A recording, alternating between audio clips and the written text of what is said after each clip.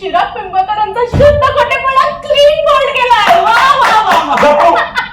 पण बाबा मी का खोटं बोलेन? बरोबर आहे, माझा मुलगा खोटं बोलूच शकत नाही. हे ऍप्लिकेशन घडलंय काहीतरी. पण हे तू म्हणतेस खरं रिहर्सल सर, पण छान जवळ कसं काय आपली फॅमिली जरा अपूर्ण वाटते नाही का? अपूर्ण वाटतेय, पण जो मेंबर ऍबसेंट आहे त्याला डान्स यायला हवा ना.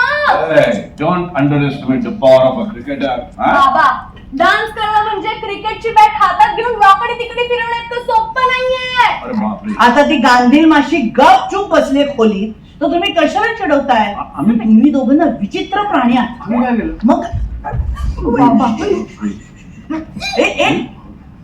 साई नमस्कार, मी ऐश्वर्या शेटे.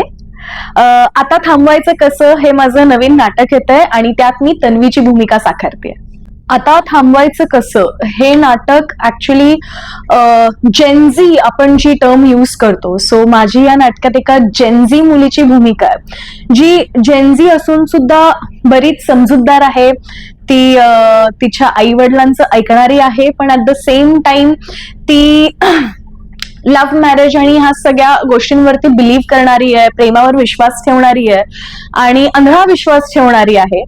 सो तिच्या बाबतीत काय घडतं आणि पुढे गोष्टी कशा वळण घेतात आणि तिची फॅमिली, तिचे आई वडील, तिची आजी, तिचा भाऊ तिच्यासाठी कसे स्टँड घेतात आणि काय होतं यावर हे नाटक आधारित आहे.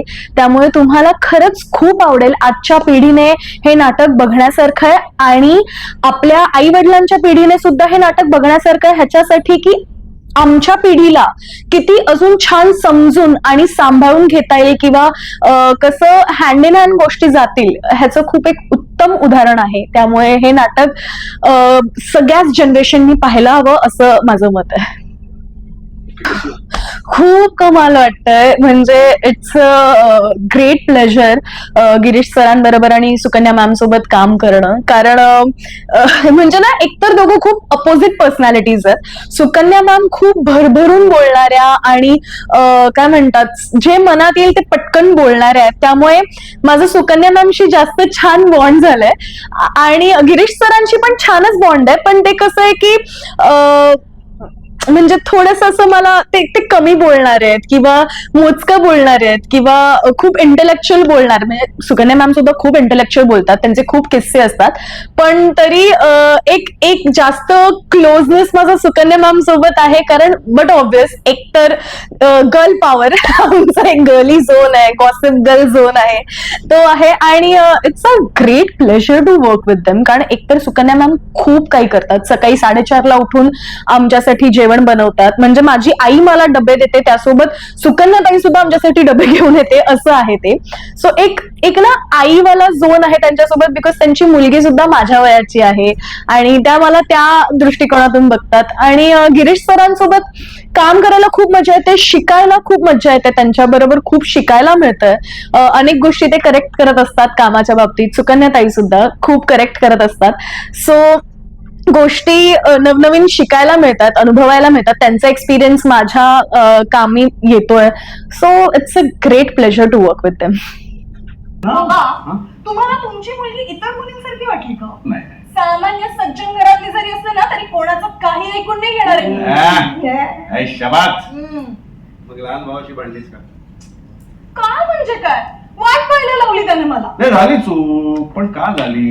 का उशीर केला? का मुद्दाम केला? काय विचारपूस केलीस का? काय नाही. राग अनावर झाला, भांडून मोकळी झालीस, दोघंही स्वतःची बाजू मांडत राहिलात. कुटुंब संस्थेतली सगळ्यात कमकुवत बाब दुसऱ्याची बाजू समजून न घेणे हे वाक्य आहे. हो कळलं, विचारायला पाहिजे होतं मी त्याला. मग पण त्या अंकुरमुळे आधीच मूळचे 3-13 झाले होते, त्यात याने उशीर केला. हे नाटक एका एकांकिकेवर आलंय आणि ती एकांकिका सुद्धा खूप सुंदर आहे. #इनोसेंट नावाची ती एकांकिका आहे आणि ते व्यावसायिक रूपामध्ये त्याचं एक नवीन पद्धतीने ती एकांकिका येते. पण ह्याच्यामध्ये बऱ्याच वेगवेगळ्या गोष्टी आहेत. एकांकिकेत वेगळं होतं हे नाटक थोडं आणि या व्यावसायिक ह्याच्यामध्ये वे मध्ये थोडं अजून वेगळं असणार आहे हे नाटक. सो मला असं वाटतंय की प्रत्येकाची एक वेगवेगळी काय म्हणतात एक वेगवेगळा फ्लेवर आहे त्याचा. सो तुम्हाला खरंच हे नाटक आम्ही जे करतोय ते बघायला आवडेल असं मला वाटतंय. पण आपण तरी का उशीर करायचा? मग समोरचा माणूस चिडणार ना आपल्यावर. म्हणजे बघा स्वयंपाक बाथरूम रुचकर झालाय पण ओटाने गॅसच पुसलेला नाही तर कसं दिसेल ते? नाही का? कधीतरी उदाहरण न देता संवाद साधून बघ ना. जेव्हा 30 वर्षानंतर डॉक्टर गिरीशुक आणि सुकन्या मुंडेने एकत्र येतात आणि ही बातमी तुम्हाला जेव्हा समजते आणि त्यांच्यासोबत तुम्हाला काम करायचंय ही बातमी तुमच्यापर्यंत येते तेव्हा कसं वाटतं तुम्हाला? कसं वाटतं? खरं सांगायचं तर जेव्हा माझं या नाटकामध्ये सिलेक्शन झालं होतं तेव्हा कास्टिंग फक्त डॉक्टरांची, माझी आणि आकाश पाटील जो भाऊ करतोय ह्यांची झाली होती. आणि तेव्हा आईच्या शोधात होतो आम्ही की आई कोण असणार आहे, आई कोण असणार आहे, आई कोण असणार आहे. आणि एव्हरीवन वॉज प्रेइंग की सुकन्या मॅम असू देत, सुकन्या मॅम असू देत, कारण ऑब्व्हियसली त्यांची एकतर जोडी आणि इट्स अ ग्रेट प्लेजर. एवढे भारी कॉम्बिनेशन येतो. कुसुम मनोहर लेले आणि जुळून ती रेशीम गाठी लहानपणापासून बघत आलेलं कॉम्बिनेशन आहे. सो त्यांच्याबरोबर काम करायला मिळणं is dream come true. So me express नाही करू शकत की मला किती आनंद झाला होता जेव्हा मला कळलं की अगं ऐश्वर्या सुकन्या मॅम हो म्हणाल्यात आणि त्या फायनल झाल्या. तेव्हा everyone was very happy. Everyone was happy. तर आजच्या टेक्नॉलॉजी युगामध्ये सायबर गुन्हे आणि सोशल मीडियाच्या जाळ्यात तरुण पिढी सहज अडकते. हा अत्यंत संवेदनशील विषय तुम्ही नाटकाच्या चौकटीत आणला आहे. तर कसं वाटतंय? काय झालं? खरं सांगायचं तर खरंच खूप छान वाटतंय. एकतर मी टेक्नोसॅव्ही नाहीये. मला अजिबातच इंस्टाग्राम वापरणं, फेसबुक वापरणं, मी reels I just only scroll continuously. पण त्याच्यावर सतत अपडेटेड राहणं आणि हे सगळ्या गोष्टी पोस्ट करणं मला जमत नाही. त्यामुळे जेव्हा ह्या गोष्टी हाताळल्या जात आहेत तेव्हा मला खूप छान वाटतंय. कारण माझे अनेक मित्रमैत्रिणी आहेत जे सतत काय खाल्लंय, त्याच्यानंतर कुठे गेलोय, काय करतोय, या सगळ्याच्या सतत एक जे अपडेट करत असतात ना, कधी कधी मला असं वाटतं it's way too much of information तुम्ही प्रोव्हाइड करताय स्ट्रेंजर्सना. सो ते खूप हानिकारक आहे. आणि दुसरं म्हणजे ह्या गोष्टींवर अंधळा विश्वास ठेवून, लोकांवर अंधळा विश्वास ठेवून हे जे काही AI आणि सगळ्या गोष्टी आल्यात त्या किती हार्मफुल आहेत आणि आपल्याला त्याला किती चांगल्या वेने त्याचा ऍडव्हान्टेज घ्यायचाय हे आपल्याला समजलं पाहिजे. सो हे नाटक त्याचं उत्तम उदाहरण आहे की टेक्नॉलॉजीचा वापर करा, सगळ्याचा वापर करा, पण प्रत्येक गोष्टीला एक लिमिट असते. नवनवीन टेक्नॉलॉजी येत राहणार आहे. तुम्ही त्याचा कसा वापर करताय हे तुमच्या हातात आहे. त्यामुळे स्वतःवर कंट्रोल कसं ठेवायचं ह्याचं एक उत्तम उदाहरण आहे. हा खोटं बोलला यापेक्षा 13वर आउट झालं नाही तर जास्त वाईट वाटतंय मला. आणि काय रे, काय म्हणत होता? पुढच्या वर्षी IPL खेळणार. ऐकलंस ना काय म्हणाला ते? खेळणार आहे, खेळणारच आहे. एका मॅचने काही संपूर्ण सिरीजचा परफॉर्मन्स कमी होत नाही माझा. I am the best allrounder in our club. कळलं? तर मराठी रंगभूमीवर सहसा 1 किंवा 2 निर्माते असतात पण या नाटकासाठी तब्बल 5 निर्माते एकत्र आले. तर हा प्रयोग मराठीमध्ये पहिल्यांदाच होतो असं मला वाटतं. तर काय सांगायला यावं? हो, 5 निर्माते आहेत आणि 5ही गोड निर्माते आहेत आमचे. म्हणजे प्रवीण भोसले सर, समृद्धी तांबे मॅम, भरत ठक्कर सर, सुनंदाताई आणि गंधालीताई. त्यामुळे हे 5ही एक काय म्हणतात 5 प्रोड्युसर्स आहेत पण it's like a one team. एक हे वेगळंच कॉम्बिनेशन पहिल्यांदाच बघतो. म्हणजे सगळेजण मी ज्याला म्हणते रे आमचे 5 प्रोड्युसर्स आहेत. काय 5 प्रोड्युसर्स आहेत असं सगळ्यांची रिॲक्शन येते. So it's a all in all package. म्हणजे आम्ही तर असं म्हणतो की 5 कलाकार 5 प्रोड्युसर, प्रत्येक कलाकाराला एक प्रोड्युसर आम्ही नेमून दिलाय. So it's a really great initiative आणि छान वाटतंय. म्हणजे असं काही ह्याच्यावर काय कमेंट करावं मला सुचत नाहीये. मालिका चा प्रवास माझा खूपच सुंदर होता आतापर्यंत. मी विलन करत होते, त्याच्यानंतर लीड करायला मिळालं आणि आता चक्क मला नाटकात लीड करायला मिळतंय. त्यामुळे it's a all in all package. म्हणजे मी नेहमी हे समजत आली आहे, ही माझी समज आहे माझ्या कामाविषयीची, की जे लोक सतत एक कंपॅरिझन करतात, मालिका बेटर की नाटक बेटर की सिनेमे बेटर, मला असं वाटतंय इट्स सगळीकडे तुम्हाला काही ना काहीतरी शिकायला मिळतं. आता माझा असा समज आहे की आपल्याला मालिकांकडनं प्रसिद्धी मिळते आणि नाटकामधनं अनुभव आणि शिकायला खूप मिळतं. मालिकेमधनं पण शिकायला मिळतं पण तो जो ती एक फेस व्हॅल्यू जी आपल्याला मिळते मालिकेतनं ती सुद्धा एक स्पेशलच गोष्ट आहे. आणि नाटकातनं खूप अनुभव मिळतो. आपण किती पाण्यात आहोत, कारण मालिकेत आपल्याला रिटेक असतं ऑप्शन आणि बऱ्याच गोष्टी असतात. सो तो जो माझा अनुभव आहे रिटेक वरनं आता वन टेक वाला आहे की भाई एकदाच आपल्याला मिळणार आहे काय करायचंय ते. So I have to be very sharp about it आणि खूप फोकस्ड कॉन्सन्ट्रेशन या सगळ्याच गोष्टी येतात. सो माझा आतापर्यंतचा मालिकांचा प्रवास खूपच सुंदर होता. मला मालिकांनी खूप काही दिलंय, प्रसिद्धी दिली आहे आणि त्यामुळेच कदाचित माझ्या हातात आज हे काम आलंय आणि आज इथून मला अनुभव शिकायला मिळणार आहे आणि आय एम जस्ट होपिंग की हे सुद्धा माझ्या मालिकेन इतकंच काम छान होऊ देत आणि सगळ्यांना माझं काम खूप आवडू देत. हो, व्यावसायिक माझं पहिलं नाटक आहे हे. याआधी मी बालनाटकं केल्यात आणि म्हणजे मी रंगभूमीवर जवळजवळ 10 वर्षानंतर काहीतरी करणार आहे, कारण मी अगदीच बालनाटकं वगैरे करत होते, तिकडनं मला काही थोडाफार एक्सपिरियन्स होता. सो आता व्यावसायिक नाटक हे माझं पहिल्यांदाच आहे, त्यामुळे खूप प्रेशर आहे आणि मुख्य भूमिका साकारते त्यामुळे अजूनच प्रेशर आहे. त्यात आपल्यासोबत एवढे सिनियर ऍक्टर्स आहेत आणि छान फळी आहे कलाकारांची. So I am excited and nervous at the same point. पण उशीर का झाला हे नाही कोणी विचारणार. मी विचारतो का झाला उशीर? अहो बाबा 40 ओव्हर फिल्डिंग केली, बापरे. हा 5 ओव्हर बॉलिंग केली, 2 तास बॅटिंग साठी पिच वरती उभा होतो भर उन्हात. तिथे थकलो होतो मी, उठायची सुद्धा ताकद नव्हती.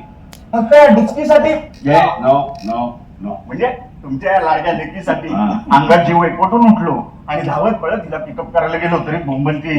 आई आई ग, एवढा त्रास काढून सशासारखा धावत पळत गेला आपल्या बहिणीसाठी माझे कोकरू. सशाच्या पिलाला कोकरू नाही म्हणत, असू दे हो, मेंढीच्या पिलाला म्हणतात. तेच ते. दिसतो तसा. हो ग, 2 तास खेळलं तुझं कोकरू. रन पण खूप काढले असणार कोकरानी. 71. अरे बा. ते पण 65 बॉल मध्ये. बाई, माझा सचिन गावस्कर तर तेंडुलकर गाई. तेच ते हो. हे ठरवलं आहे तुझ्या कोचचं आडनाव काय? सामंत सर. सामंत सर. हा मी एवढे दिग्गज कलाकारांसोबत काम करायला मिळते. त्यात जो तुम्ही तो सुंदर योग सांगला 10 वर्षांतर आणि सुकन्याताई सुद्धा 10 वर्षांतर पुन्हा कमबॅक कधी खेळले, काय सांगा? मी म्हणजे एकतर मला टेन्शनच आहे, कारण खूप फरक आहे त्यांच्या अभिनयात माझ्या अभिनयात, कारण त्यांचं एक ऑलरेडी एक्सपिरियन्स्ड आहे. त्या जरी 10 वर्षांनी जरी करत असल्या तरी काहीच तुलना नाहीये. ते त्यांना काय, ते she just needs to brush it up. ते थोडंसं ब्रश अप केलं की त्या रेडी आहेत. पण माझ्यासाठी होल अँड ऑल सगळं नवीन पॅकेज आहे. मला अगदी आता सुद्धा मला प्रोड्युसर आमचे प्रवीण सर विचारत होते की ऐश्वर्या तुला मेकअप रूम हवी आहे का इथे? तर मी म्हंटल सर मेकअप रूम तर असते ना तिथे ऑलरेडी, कारण मी जे काम केलंय ते कधी असं 2 अंकी किंवा चेंज अशा सगळ्या गोष्टी अजून केलेल्या नाहीयेत मी. त्यामुळे मेकअप रूम तर सर असते ना. तर त्यांनी मला अशी टपली मारली, अगं तसं नाही ग, इथली मेकअप रूम. तर मी सुकन्याताईंकडे पाहिलं असं ते सर तिला नाही माहित हो, तिचं पहिल्यांदा आहे. मग त्यांनी मला एक्सप्लेन केलं की ब्लॅकआउट मध्ये पटकन चेंज करायला एक मेकअप रूम असते. सो त्याचं काय, सो ह्या सगळ्या गोष्टी मला नवनवीन शिकायला मिळतात इथे, या सगळ्या गोष्टी अनुभवायला मिळतात. मी अगदीच खूप अशी ब्लँक आहे सगळ्याच्या बाबतीत, मी इतकं सरेंडर केलेलं आहे. सो तेच झालं की 10 वर्षांनी त्यांनी कमबॅक करणं आणि मी 10 वर्षांनी येणं, ह्याच्यामध्ये खूप मोठं अंतर आहे, काही तुलनाच नाहीये. आणि तुम्ही सगळे नाटकाच्या थिएटरमध्ये पडद्यावर दिसत आहात, म्हणजे पडद्यामागे काम करतात ते बॅकस्टेज आर्टिस्ट, पडद्यामागच्या कलाकारांच्या बद्दल काय सांगतात? पडद्यामागचे कलाकार म्हणजे आमचे गोडबोलेजी, दीपक गोडबोले, आमचे जे सगळं आम्हाला मॅनेज करतात आणि सगळ्या गोष्टी निलेश आम्हाला सांभाळून घेतो. सो हे अनेक आहेत पडद्यामागचे कलाकार ज्यांना मी आज पहिल्यांदा भेटणार. हे तर आमचे रोजचे आहेत, पण पडद्यामागचे अनेक आमचे प्रोड्युसर सुद्धा, आमची समृद्धीताई प्रचंड मेहनत घेते. समृद्धी तांबे मॅम त्या खूप मेहनत घेतात, कॉस्ट्युम्स पासून सगळ्यामध्ये पर्सनली लक्ष देणं, क्रिएटिव्हली सगळ्या गोष्टी, काय हवंय तुम्हाला काय नकोय, कलाकारांची काळजी घेणं, हे सगळेजण इतके गोड आहेत. त्यांच्यामुळे कदाचित तेवढ्या इजने मी तिथे परफॉर्म करू शकणार आहे असं मला वाटतंय, कारण एवढे टेन्शन असतात त्यांना. नाटकाच्या तारखा मॅनेज करणं, सरांच्या गोष्टी असतात, मॅमच्या गोष्टी असतात, आमच्या काही गोष्टी असतात, त्या सगळ्या एकत्र आणून आणि सगळ्या गोष्टी करणं खूप अवघड आहे. त्यामुळे पडद्या मागच्या कलाकारांचं खरंच खूप कौतुक आहे. ते सेट बांधणं, उभारणं आणि सगळ्या गोष्टी, it's a huge task. So मी हे सगळं पहिल्यांदा बघतेय, अनुभवतेय. फर्स्ट टाइम माझं हे सगळं पाहणं होतंय आणि मला अनुभव येतोय सगळं. अच्छा हे असं असतं का, अच्छा बॅकस्टेजला या गोष्टी असतात का. मी इतकी या बाबतीत काय म्हणतात, मला शून्य नॉलेज आहे जो मी आता सगळं ग्रॅप करतेय आणि छान वाटतंय. मला असं एक नव्याने सगळं सुरुवात केल्यासारखं वाटतंय. It's okay. 140च्या स्पीडने येणाऱ्या सीझन बॉल समोर फक्त अशी उभी राहून दाखव. अशी अशी अशी अशी कोंबडीसारखी नाचशील ना, हसते. परत आपल्या क्रिकेटची तुझ्या त्या डान्सची बरोबरी नाही करायची. नाही समजलं? ओके माझ्या मलिंगा. आता येशील ना माझ्या लग्नाला. गाडी घेऊन जाणार असेल तर. तू भी क्या याद रखेगा मेरे छोटे भाई. दिल्ली चल. आलीच ना लाईनवर. मी लाईनर आली. सॉरी कोण बोललं खोटारडं. सॉरी कोणाची गोष्ट लागो ग या बहीण भावंडाचा ग शोना माझ्या. आणि नाटक जेव्हा रंगमंचावर येईल, प्रेक्षक हे नाटक बघेल तेव्हा प्रेक्षक थिएटर बाहेर पडताना नक्की काय विचार घेऊन जाईल? मला असं वाटतंय की एक तर तुमच्या मुलांशी, तुमची मुलं जेव्हा प्रॉब्लेम मध्ये असताना त्यांच्यासोबत कसं वागायचं, त्यांना कसं सांभाळून घ्यायचं आणि त्यांच्याशी कसं डील करायचं जेव्हा त्या खूप मोठे संकटात असणार आहे. काही पालक खूप चिडतात किंवा काही पालक खूप काय म्हणतात राग करतात. तर कसं बॅलन्स आउट करणं आणि त्या मुलाला प्रेशराइज फील नाही होणार याची एक शिकवण मिळणार आहे. त्याशिवायच मुलांना शिकवण मिळणार आहे की आपण कसं वागलं पाहिजे आणि आपल्या हातात जेव्हा आपल्याला सवलती मिळतात त्या सवलतींचा गैरवापर कसा नाही केला पाहिजे आपण.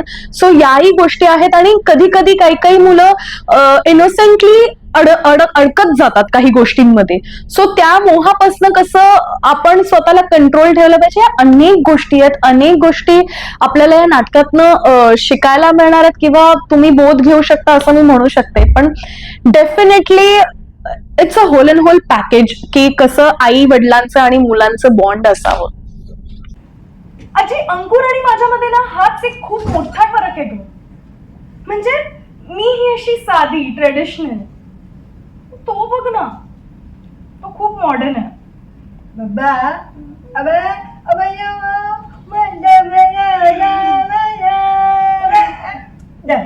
एक्झॅक्टली माझ्या मनातही तोच विचार आला. आता लग्न होणार आहे ना.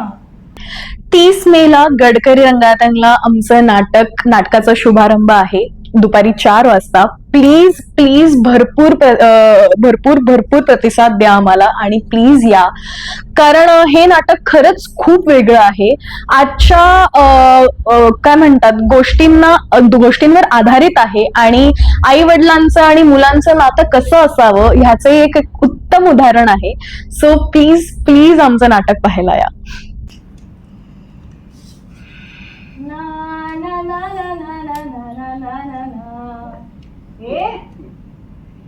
एकटी घाबरली काय कशाला चिडतेस तू. हे बघ माझा अंकुरवर पूर्ण विश्वास आहे. तुझी मुलगी एकदा लग्न करून त्या घरात गेली ना की एकदम सुखात राहणार आहे.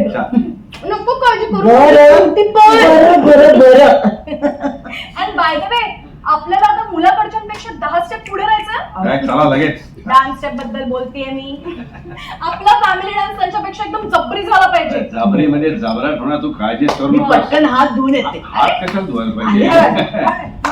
ही बघ हे माझी मुलगी जयाप्रदा आहे. बाकी नवीन सवय काढली. हळू नाच, काहीतरी लचके कुठेतरी.